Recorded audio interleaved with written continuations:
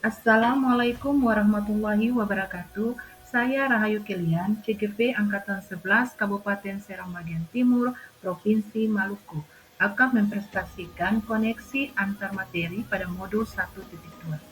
Setelah saya menjalani pembelajaran dari modul 1.1 hingga modul 1.2 ini, berikut ini adalah hal yang menjadi pembelajaran bagi saya dengan menggunakan model refleksi 4P.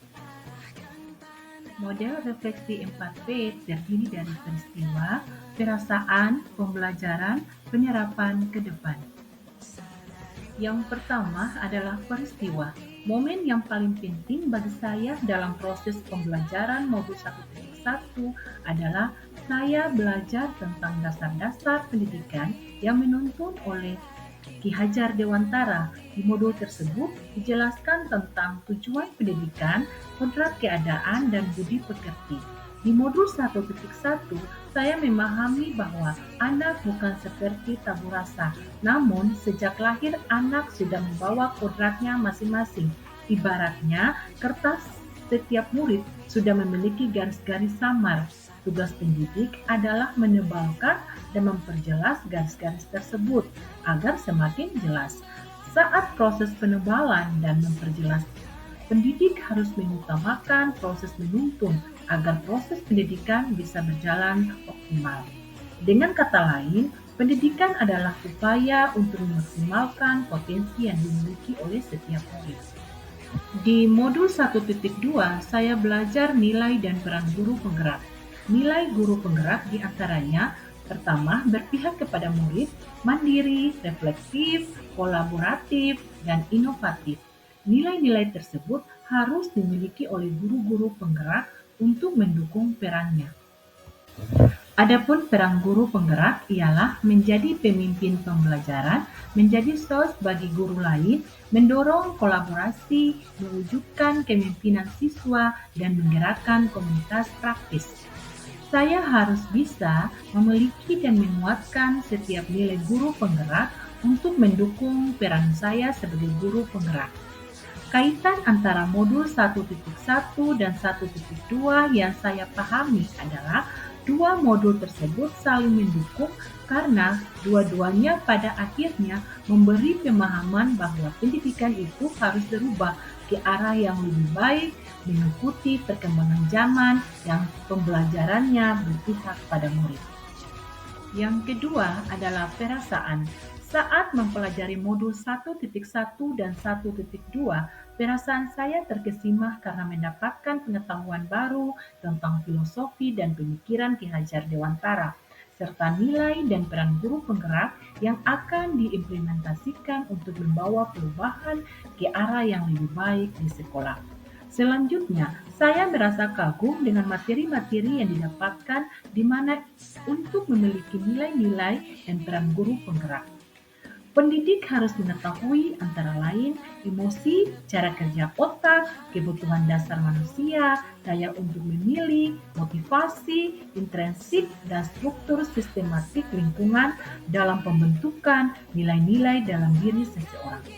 Jika semua bisa dipahami dengan baik oleh seorang guru penggerak, maka akan tercipta pemimpin pembelajaran yang berdiferensiasi. Yang ketiga adalah pembelajaran. Pada proses pembelajaran sebelumnya, saya berpikir bahwa sebagai objek dan anak adalah objek dalam proses pembelajaran. Tetapi setelah memahami filosofi pemikiran Ki Hajar Dewantara serta nilai dan peran guru penggerak, sekarang saya berpikir bahwa saya harus melakukan perubahan dalam kegiatan pembelajaran di mana saya harus menjadi pemimpin pembelajaran yang berpusat pada murid dengan menggunakan strategi-strategi pembelajaran yang ada sehingga pembelajaran terlihat menarik, menyenangkan bagi murid. Di mana saya juga harus menebalkan nilai-nilai profil pelajar Pancasila kepada anak. Kemudian, saya berpikir dalam pembelajaran karakter, seorang murid sudah bisa terlihat 100%, tetapi setelah memahami materi perumpamaan identitas gunung es, saya mengerti bahwa karakter anak itu hanya terlihat 12% di permukaan dan sisanya 80% tidak terlihat.